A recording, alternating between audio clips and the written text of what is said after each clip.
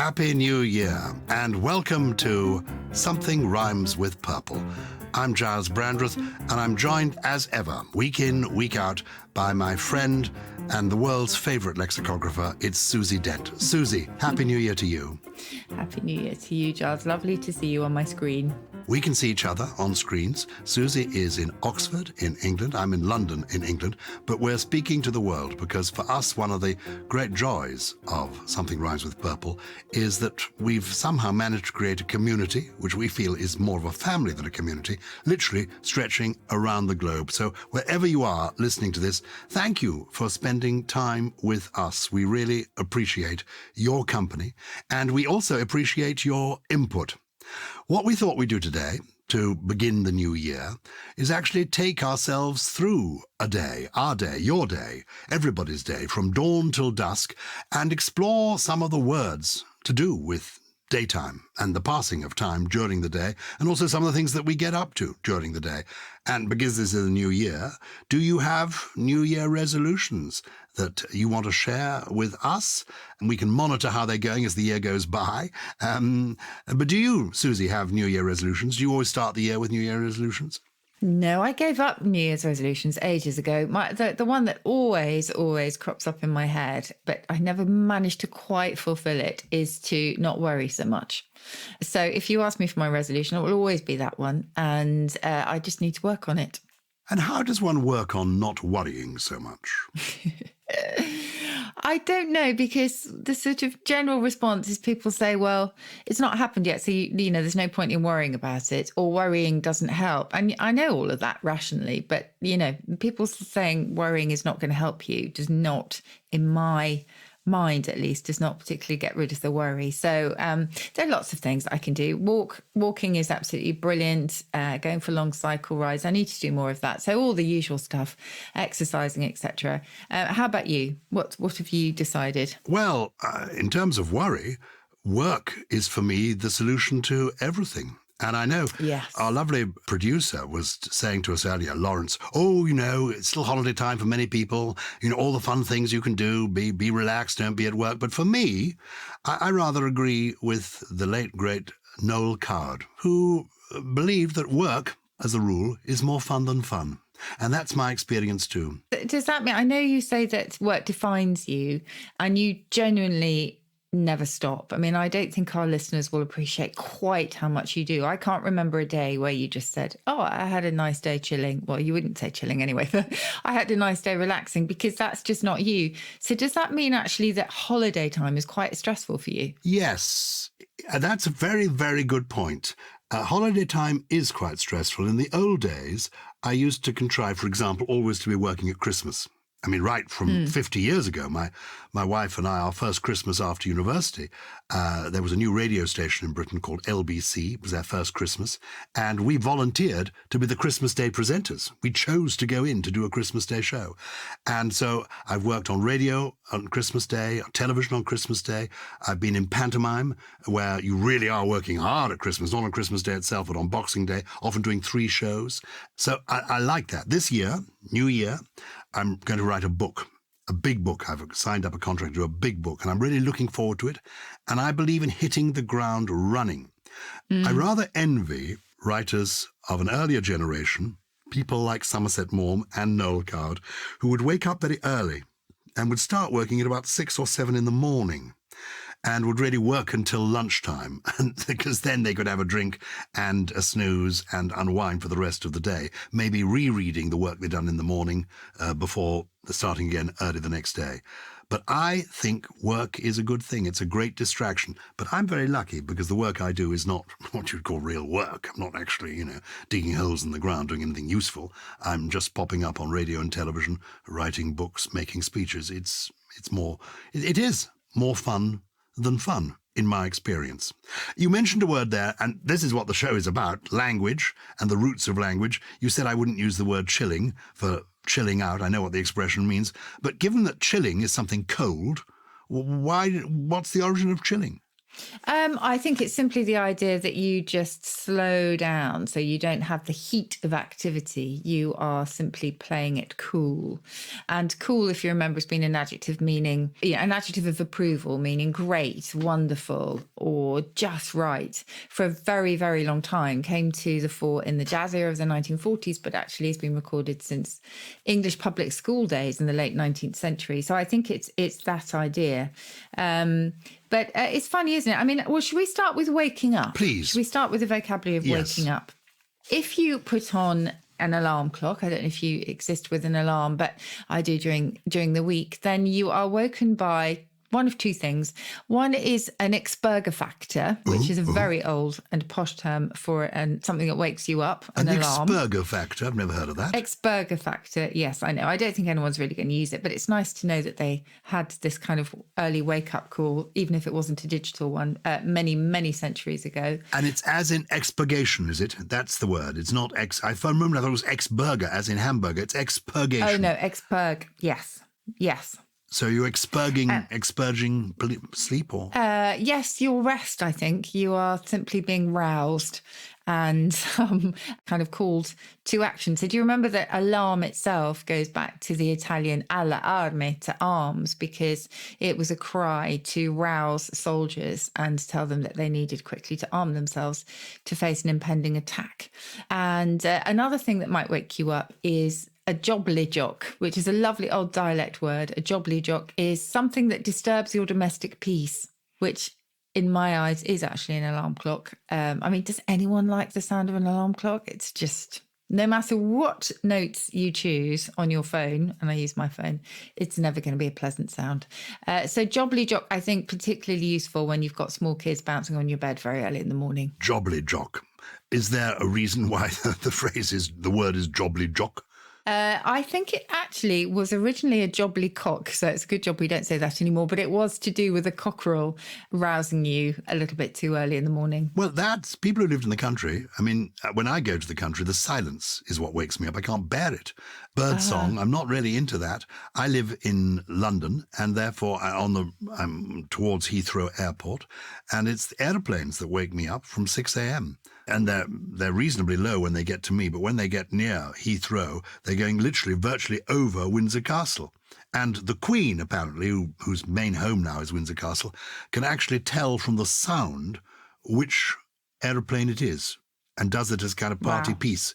If you're having lunch with the Queen and an aeroplane goes over, she can tell you, oh, yes, that's a 747. I know that. Yeah, that's amusing. I don't have that anymore. I grew up with aeroplanes going over all the time, and I have to say I don't miss it. But I have to tell you about you'll remember this because I think we've talked about it in an earlier episode, but the sort of very old system of waking people up was to use a man called a knocker-upper or a knocker-up. Do you remember? Where they had basically a sort of long pole and they would tap at your windows, as far as I remember. That's a marvellous idea. Not really what you want. We may have touched on this before, but of course one tends to wake up around dawn. Dawn. Tell me about dawn. Where does that come from? Dawn. I love to think, speaking of things that wake you up, that we might actually get woken up by an aubade, which is a sort of serenade at dawn, which is beautiful. So we have lots of different words for dawn. We have the aurora and we have the dawning. That was originally the dawning rather than the dawn. So we would talk about the dawning sky, and it simply comes from a German word which means the same, Tagen from German, and we had Dagen in Dutch, which is also related to day. So yes, the dawning sky, it's a beautiful word, isn't it? It's the coming of the day. I love it. When day breaks. You wake up, you get out of bed. Do you have early morning tea or early morning coffee? Cup of tea, always first thing for me. 2 cups of tea, and then coffee comes a little bit later. How about you? Well, a mug of tea, and I have a whole range of mugs, including our lovely purple mugs. I have a whole range of mugs, and I'm very fussy about the mug. My wife is even fussier. She has to have a thin lip on the mug. And if inadvertently, all the mugs are in the dishwasher, and there's only She'll wash one up. I have to wash one up because she's got to have a thin-lipped mug. So the right mug is right, but I always have to also have the tea bag left in. I like to see it floating about on the top. And I always think of the movie Jaws, because it looks like, you can see a little shark swing around. I love all that. So that's my... It's very, very necessary. It's an important ritual, isn't it? Yes, and I need to ask you a personal question here, Gyles. Yes. When you wake up, are you piss-you-pressed? Am I piss-you-pressed? What does that mean? Yes. Are you absolutely dying for a pee? Oh, when I wake up. No. The reason being, I've usually had one at 4 a.m. I wake up once a night. Now, this is where I need calm, and not only the app, but there are probably medicines, herbal remedies I could take. My only unhappy time in every 24 hours is about 4 a.m. When I've woken up, been to the loo, got back into bed. It's too early to get up, to read anything, etc., and getting back to sleep. That's my challenging time. So what, that word again, piss, what was it? If you're piss-you-pressed, I mean, micturition is the intense desire to urinate. If you're piss-you-pressed, it generally, actually, if I'm honest, would describe sitting in the car, being desperate for the loo and not being able to go, or actually the worst condition, which is actually finally getting to the loo and not being able to pee, possibly because you've held it in for too long. But it's nice to know that there is a word for it. And I'm sorry to interrupt. And I know one of my New Year's resolutions is not to interrupt Susie on our podcast. I was quite good about that last year, and I'm going to be good this year. But since you mentioned that, I must just tell you that many years ago, when I broke the record for the world's longest ever after-dinner speech, I spoke all night for 12 and a half hours and couldn't leave the room, couldn't go to the loo. And I had suppressed going to the loo for so long that when the 12 and a half hours was up, I went to the lavatory, nothing happened, and for 2.5 days I was unable to micturate. Oh, that's horrendous. Was horrendous. So what? That is horrendous. Micturation is weeing. Micturation. Micturation. Yes, well, that's the intense desire to wee. But then on the other hand, you might actually be a dysaniac, which has been one of my trios before now. And if you're a dysaniac, you feel it is almost impossible to wake up and get out of bed. Dysania is the inability to actually force yourself to get out of bed. And there may be a sort of real medical condition behind it. It goes well with clinomania, which is once you've got up, the intense desire to lie back down again. Oh. I forget who it was who said that when you no longer look forward to the post, you no longer look forward to life. That the expectation, but I think the nature of post has so changed. I think this dates from a period where you got fun letters through the post. Now you just get depressing bills, or even don't get those, you get circulars. So the post isn't quite the adventure that it used to be. But you look forward to getting up, don't you? Well, I don't have much choice, really. But yes, I don't mind it. Once I've had my cup of tea, then I can sort of rouse myself and get going. But I have always imagined you to be the type of person that would have a bit of a levee, Levee, which is when it used to be a very formal ceremonial occasion where the monarch would lie in bed and all his or her inferiors or courtiers would come and kind of stand around the bed and basically be at your beck and call. So I've always imagined you as that type of person. Thank you. Perhaps not. Definitely not. I'm not that sort of person at all, but I know that I can picture it. I'm seeing sort of Louis XIV or Louis XVI having a lever. It's a French word in origin, isn't it? And there were people, I'm like famously the British Prime Minister Winston Churchill, Prime Minister during the war and in the 1950s, who liked to work in bed. He would wake up and he would dictate, and the secretaries would come in and take dictation from him, and he would sit in bed smoking his cigar, I think even drinking champagne in the morning and giving his dictation. I'm not like that at all. No, I'm the same. I feel a bit useless if I lounge around for too long. Yeah. But if you're the sort of person who, we're sort of straddling end of holiday time and going back to work time at the moment, aren't we? And I think if you are ergophobic, which means having a fear of work, you might invent another word that I know I've mentioned to you before, Gyles, which is a humdudgeon, which is an imaginary illness which makes you take to your bed. A humdudgeon. I love that. I love it. Humdudgeon. You text your employer, you text the boss saying, I'm suffering from a terrible attack of the humdudgeons. Yes, I need a duvet day. And duvet day, how long's that been around? That means being under the duvet all day, does it? Yes, that just means if you take a duvet day, you just take some time out and, essentially watch kind of box sets in bed all day. And a duvet day dates back in the OED. I've just had a look to 1996. So the first mention actually is in Financial Times. It's defined, by the way, as a paid day's leave from work granted at short notice for rest or recovery from stress, etc. First record we have here is, there are days when one's mood is so sour that the only solution seems to be to stay in bed. Staff at Text 100 can take a duvet day. Each employee is allowed 2 days a year when they can play hooky with their employer's blessing. Oh, that's intriguing. Pretty nice, isn't it? Well, it is very nice. And actually, getting a surprise day, I do love that when a surprise day off comes. You were due to go to speak at some conference and the conference is cancelled. Suddenly, oh my gosh, there's a whole gap in that. I love that because then you can catch up on things, which is fantastic. Listen, we better get beyond waking and actually get about our day. What do you think? Okay, keep going. Tell us, where do you want to go next? Okay. Do you wear slippers? No. I've got some slippers, but I don't wear them. In fact, curiously, I often put on shoes instead of slippers. I've got house shoes, as it were, because we got into the habit when the children were small of taking our shoes off when we came through the front door.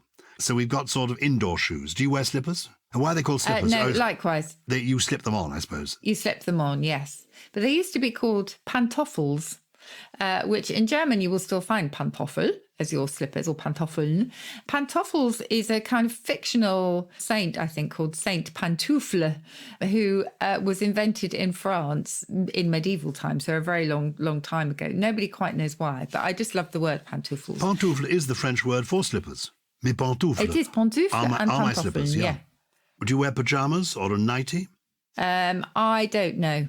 I don't either. I wear a dressing gown. No, you wear a vest, don't you, John? No, of course I don't wear a vest. I've worn a vest since I was at, junior school, a vest. You're the last person in the world I would ever expect to wear a vest. Can you imagine a vest? But I do. I really can't. I like to get up and get dressed. My experience is that lingering in bed, it's rather like watching a television series you like, watching that extra episode. I can't do that. It's like eating too many. I love a Bendix Bittermint chocolate. But after the third, you go for the fourth, and it isn't as satisfying. Then you go for the fifth. I think you and I are very similar from this point of view. Yeah. Maybe we're just too controlled. But the one thing I do always wake up with every single day, elf locks. So elf locks is such a lovely reference to really tangled hair when you are very dishevelled. And the reason they're called elf locks is that it was believed that elves would sneak into your bedroom at night and just basically play havoc with your hair. And the result in the morning was a set of elf locks, which means that when I look in the mirror in the morning, I am fairly idiorepulsive. What does that mean? So I look in first thing, look in the mirror and I just think, oh my goodness, I should not have looked. Idiorepulsive. That's such a good word. This is how I feel every morning because I actually bounce out of bed. I bounce out of bed and I think, hey, it's another day. It's going to be good. This is going to be action this day. I say, quoting Winston Churchill, every day I've got a mug that says action this day on it. And I get up, I think, this is the day. Then I go into the bathroom, I throw off the dressing gown and I turn from this youthful figure. In my head, I'm about 18, well, maybe 24 on a mature day. And I throw off the dressing gown, and then in this full-length mirror, this hideous old man appears, like a sort of sinister goblin gazing at me. And I'm then having, what do you call it, idiorepulsion? You are idiorepulsive, which means you disgust even yourself. I disgust myself. I quickly lock the bathroom door in case my wife should inadvertently come in and want to file for divorce immediately. It's so depressing. Oh, I'm totally with you. And the main thing not to have at this point, and I recommend for anyone who's interested in the vocabulary of the day as you go through the day, I recommend Mark Forsyth's Horologicon, which does exactly what we're doing actually, is takes certain parts of the day and then looks in the corners of the dictionary to find words to express the things that go on and the things we feel. Anyway, he introduced me to the through cough. Do you remember the through cough, which is coughing and breaking wind at the same time? I can imagine nothing more. So careful you don't do that well. You will be even more idiorepulsive. Can I say that's something I'm very, very good on.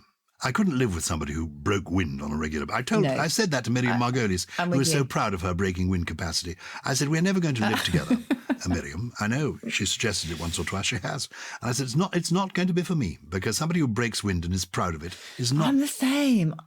No, I'm the same. I think it's, for me, I think it's the sort of convent thing. I don't know. It's just all of that. And also just being having a sister and never actually sort of living with boys until I was much, much older. I just think, it's just not attractive, is it? It's the same with people who will go in while their partner's having a bath and then sit and go to the loo. I just, that for me, again, complete no. I do know that sort of thing happens. Giles, you look so horrified there. Yes, I'm freaking...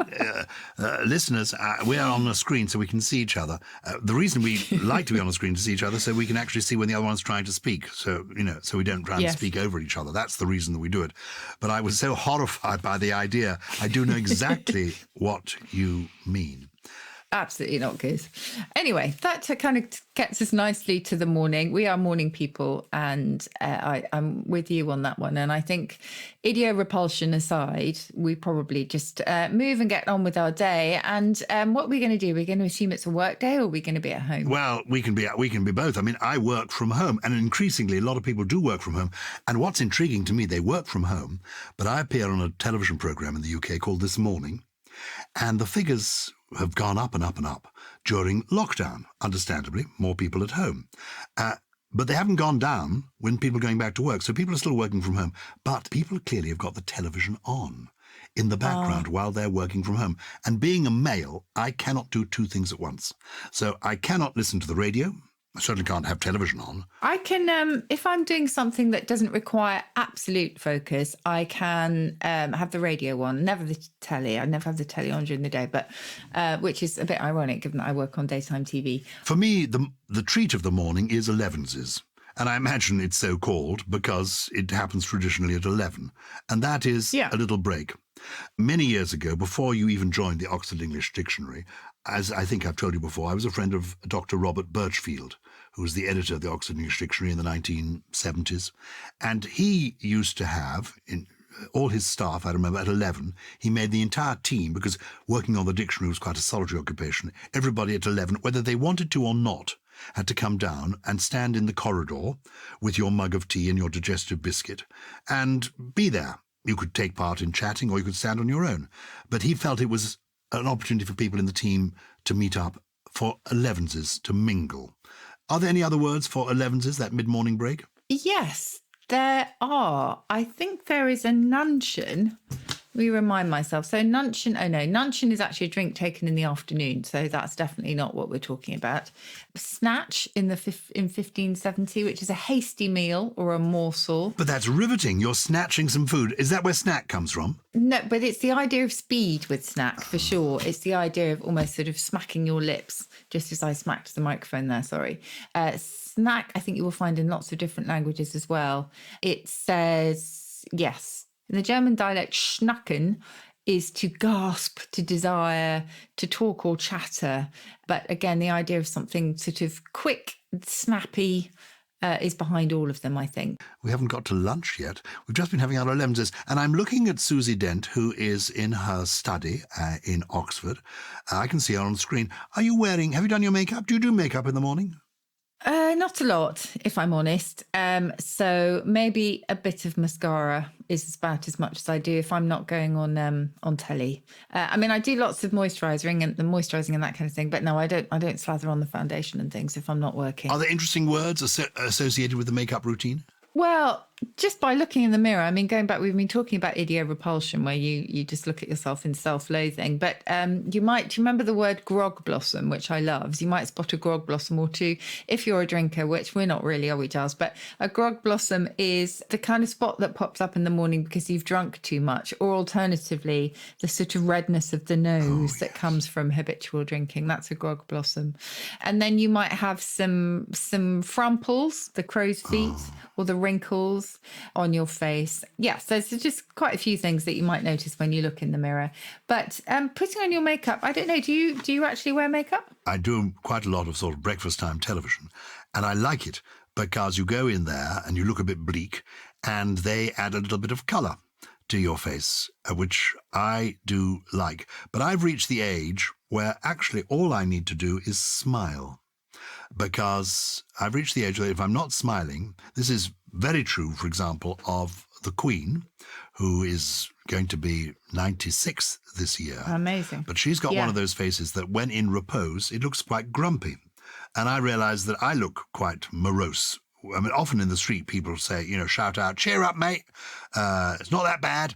And I was feeling quite cheerful until they did that. So I've worked out that if I smile, then I look reasonably happy. But if I'm not smiling, I look quite miserable.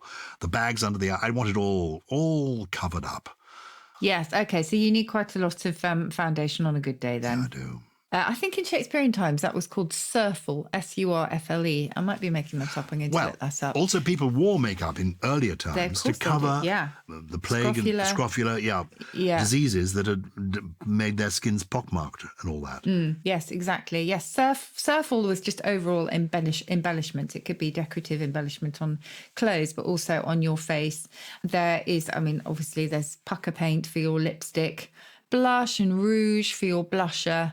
Not sure about mascara, actually. Mascara, if you remember, is quite interesting because it goes back to a very old word linked to mask. So the idea is that you are applying a sort of mask to your face. And do you remember that the word person itself also originally meant a mask? It's linked to a persona. So the idea is that it is something that you put on for other people. I always find that's quite philosophical, a persona. That was mascara. And coal, if you remember, is linked to alcohol because al-coal, al in Arabic means the, and al-coal was originally a distillation, if you think. It was finely powdered antimony that was used to darken the eyelids, but also the distillation was used to produce alcohol. So coal that you put on your eyes, spelt K-O-H-L, is linked to alcohol, which was originally a fine powder produced from the same thing. There are some people who feel totally undressed unless they put on their face, as they call it, put on the slap. And there are some people who wear such a strong makeup that they're almost unrecognizable when they're not wearing it. I have a friend who lives near me, who's a well-known actress, and you'd recognize her if she was wearing her makeup. If she wasn't wearing her makeup, you would literally not recognize her. I've always wanted to be one of those people that could be transformed by makeup in exactly that way. So you look, not that the people without makeup look plain, but as you say, they look very different. And then suddenly they become a totally different person with makeup. I look exactly the same, only a bit sort of too made up. So I don't have one of those faces that can be transformed, unfortunately. But I do know lots of people on telly who are. You're too young to remember this, but in the 1960s and 1970s, young women regularly wore wigs. It was quite the thing to wear a wig.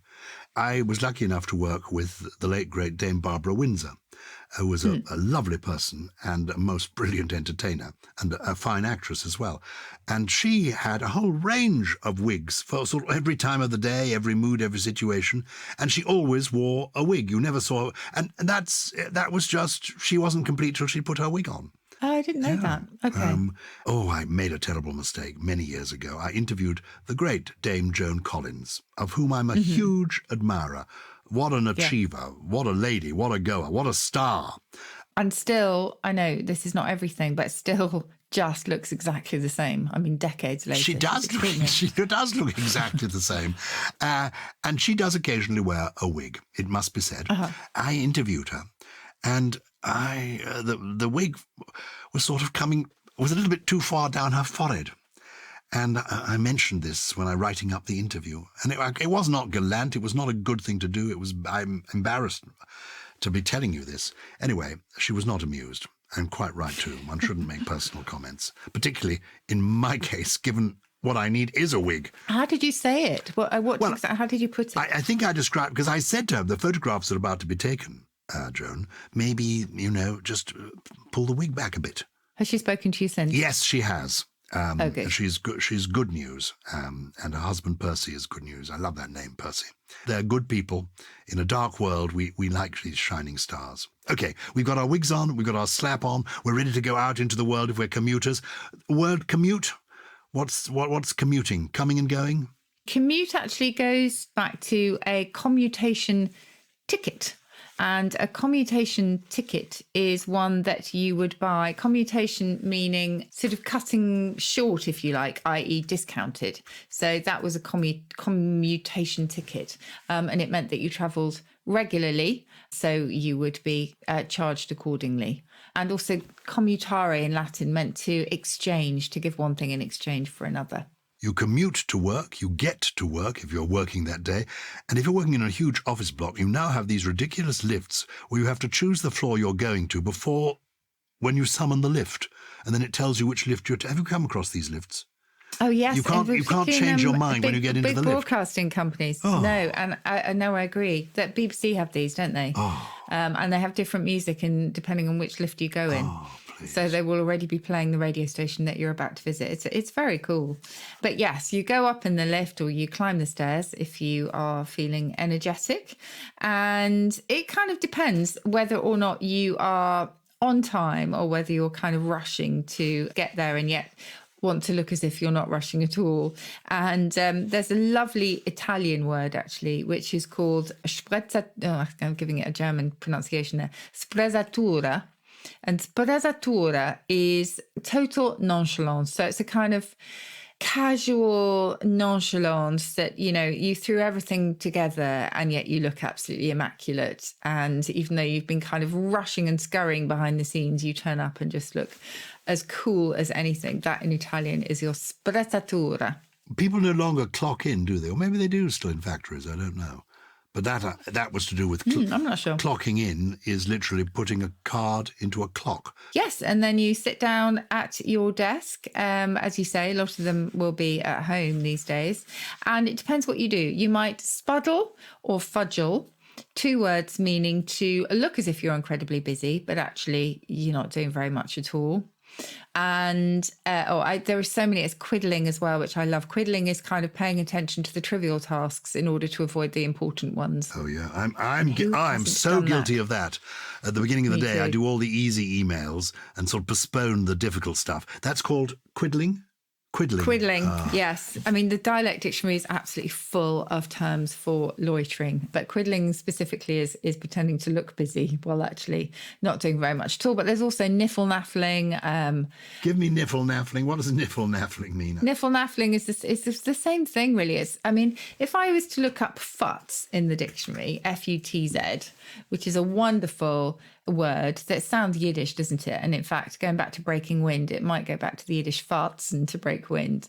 But to futz is to mess about, waste time, tinker with something rather than kind of get to it. So if I look in the historical thesaurus, you will find a host of words for doing exactly that, to pottering or waste time in trifling activities. You've got trifle itself, loiter, tiffle, pick a salad from the 16th century. Pick a salad?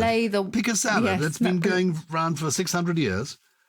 I've not heard it before. I love it. Pick a salad. What do you say? It's from the 16th century. Yeah, pick a salad, play the wanton, fiddle, daunt, piddle, dally, pittle, pingle, puddle, thrum caps, and I'm only at the 16th century at this point.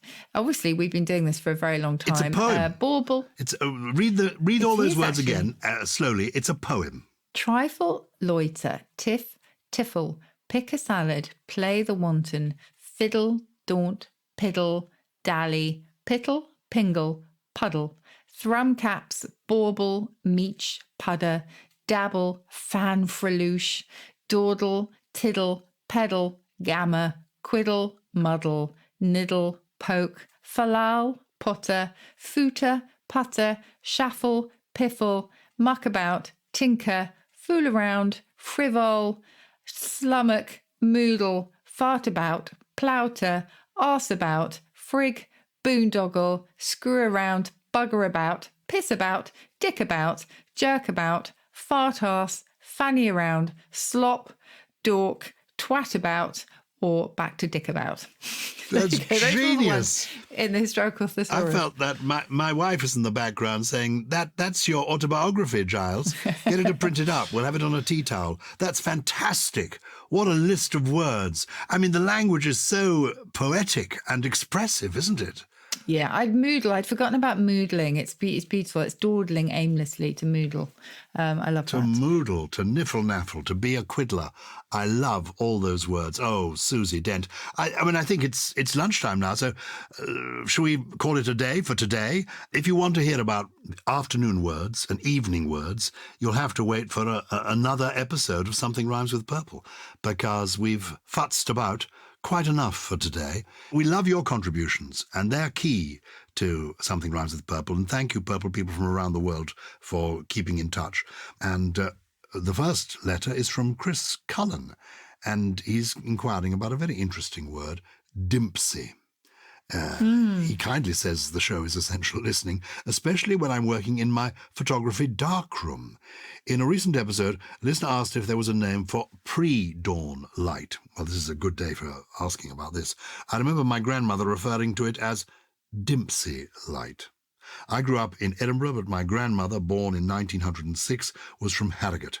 Any ideas about the origin of dimpsy and dimpsy light?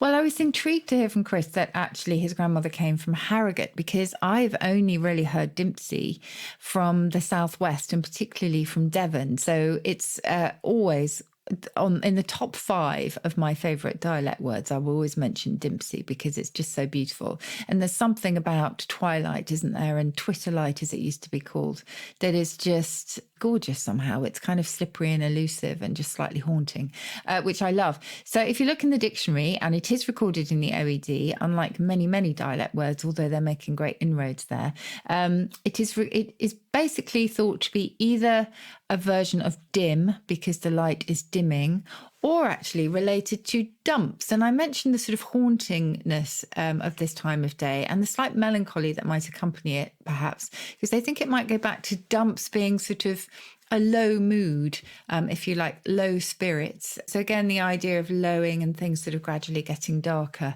But they haven't come up with a definitive etymology, but that's their best guess, either from dim or from the idea of being in the dumps. Thank you, Chris Cullen. Jack Hughes now. As a Yorkshireman, he writes, I have a query about a word I heard all the time growing up, fettle, F-E-T-T-L-E. As a lot of dialect words do, the word became so ingrained within my mind that I forgot how many seemingly disparate usages there are for the word in God's own country. There's the well-known phrase in fine fettle, used to denote high spirits and general well-being, but I've heard fettle used in the context of beating someone up, tidying something up, vomiting from too much alcohol, and having sex with someone. I imagine there are several more meanings and would love it if you could shed some light on them, and the origin of this distinctly multi-purposed Yorkshire word, fettle. Fettle, yes, in fine fettle. So fettle certainly does mean in a sort of condition, if you like, the condition that you were in. Hence, if you're in fine fettle and good fettle, you have a good bill of health. But that goes back to the verb to fettle, which certainly does have many different meanings, as Jack says. So the first meaning that you'll find in the 15th century is to put in order or tidy up, which is one of the things that he mentions. Also to attend to your livestock, to groom a horse. It was to put something to rights, in other words. But around the 19th century, you will find, for example, in Charles Kingsley's Water Babies, you will find it being used meaning to beat up, which is another meaning that Jack mentioned. So the first mention here is 1863. Tom offered to fettle him over the head with a brick. And again, I suppose the idea is, well, I'll see to him kind of thing, to sort of put something to rights in your own mind, to do something that you consider to be justified, in this case, hitting someone, I guess. Then you will also find if you're fettling yourself, it means to prepare yourself for battle. It also, we've just had a long list of words for mucking about or trifling about. It could mean that as well. Jonathan Swift used it to mean to fuss about the room, to sort of busy oneself, if you like. So many meanings, but they all seem to go back to this idea of kind of girding yourself and getting ready for something. The one meaning that he mentions that I've not heard of is vomiting, and actually the sex as well. I've not heard of either of those, but I guess if you take it to its nth degree, I can get the sex reference. I don't really get the alcoholic reference. So if any purple people have heard fettled used in this way, then do let us know. You just mentioned nth degree. Why is it the nth degree as opposed to the the nth degree or the xth degree or the zth degree. Yeah, very good point. I think because n in maths is an unspecified number, isn't it? It's a variable number, which is why for the nth time is kind of similar to umpteen. And if you remember, umpteen comes from idiumpty in Morse code for a dash. So again, something sort of unspecified. So I think that's where it comes from, the kind of mathematical formula. I love it. I love the way I throw things at her and she knows instantly. Doesn't have to look it up. It's just there in that extraordinary brain of hers. You're remarkable, Susie Dent. Have you got 3 special words with which to launch ourselves into 2022? Yes, well, actually, they're all related to A Life in the Day Of, which has been our theme today. And again, I have to thank Mark Forsyth here, because I mentioned his Horologicon, because these are ones that he's mentioned as well. So the first is something I know well. It's a French word, and it's the ruelle, ruelle, which can mean an alleyway in French, but actually in English is the space between the bed and the wall where your socks or anything else always falls. The ruelle, I love it. It's also, this isn't mentioned in his book, but there's also a great dialect word for it, which is squinch, which again is a sort of narrow space. And I always think, it's the space at the back of the sofa where all your money goes and other things. That's the squinch. Anyway, ruelle is my first one. Then there is also to windle. Now, I mentioned the humdudgeon, which is the kind of imaginary illness that might stop you going to work. If you windle, you are pretending by groaning. It's feigned groaning. So if you are sort of, I feel so ill, that is windling, which I really like as well. And then I would just, again, be interested. I think this is a dialect word and would be really interested to hear from the purple people if they still use it this way. But a butter shag. And a shag was simply a slice of bread. And so a butter shag was a slice of bread and butter. Have you heard it used that way? Butter shag. I seem to remember a film with Marlon Brando, Last Tango in Paris, in which there was a butter shag. But I think that was a totally different... What a memory. Well, there you are. Now, I'd not come across it in this context before, a butter shag. No. It's a good word. So shag, like fettle, lots and lots of different meanings. But anyway, so those are all related to, not necessarily to the new year, but to the beginning of the day. Well, this I felt was appropriate, and I thought, this is my poem, except it isn't a poem, it's simply poetic language. And I don't think I've ever chosen anything from the Bible before. This is from the book of Ecclesiastes, chapter 3, verses 1 to 8. And my favourite version of the Bible is the King James's version of the Bible. I love the language from that era. To everything there is a season, and a time to every purpose under heaven. A time to be born, and a time to die. A time to plant, and a time to pluck up that which is planted. A time to kill, and a time to heal. A time to break down, and a time to build up. A time to weep, and a time to laugh. A time to mourn, and a time to dance. A time to cast away stones, and a time to gather stones together. A time to embrace, and a time to refrain from embracing. A time to get, and a time to lose. A time to keep, and a time to cast away. A time to rend, and a time to sow. A time to keep silence, and a time to speak. A time to love, and a time to hate. A time of war, and a time of peace. Oh, that's beautiful. Yeah. That's utterly beautiful. Time to dance. I think that should be the refrain of the new year. It's time to dance and enjoy the moment. Thank you, Gyles, and thank you so much to all the purple people who have been listening to the show and who have got in touch with us via purple@somethingelse.com. As we always say, we love genuinely hearing from you, and everything is read, even if we don't have time to reply to everything. Something Rhymes with Purple is, of course, a Somethin Else production. It was produced by Lawrence Bassett and Harriet Wells, with additional production from Chris Skinner, Jen Mystery, Jay Beale, and, well, he's always in fine fettle. Yes, if we're not quiddling in the background, the old Niffle Naffler himself, it's Gully.